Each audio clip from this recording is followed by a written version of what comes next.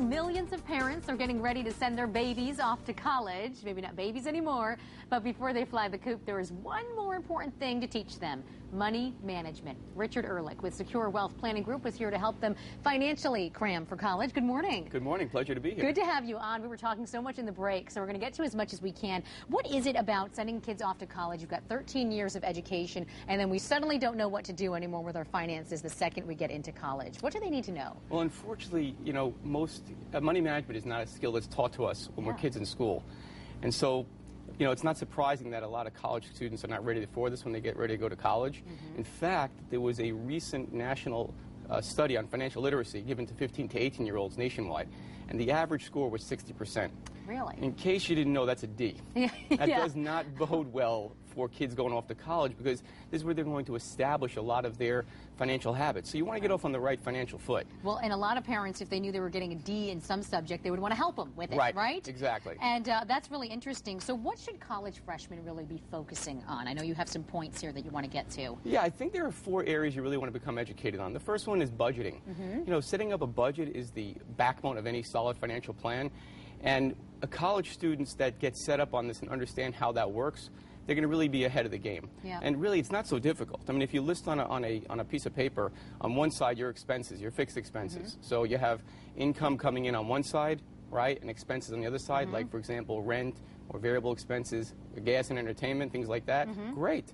And a great tool to help you get started with this is a budget worksheet. We have one on our website at securewpg.com, which you can download and get started right away.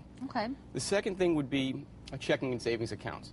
If you don't already have one of these set up already, consider this your homework, right? I mean, by setting, because here's what happens. If you set up a savings account, even if you put a couple of dollars away each year, it'll help you establish some smart savings habits. A checking account, it'll help you. It's a great tool to help you just to start paying some bills without having to worry about carrying around a lot of cash. But remember, you have to make sure you have enough money in your account to cover those checks.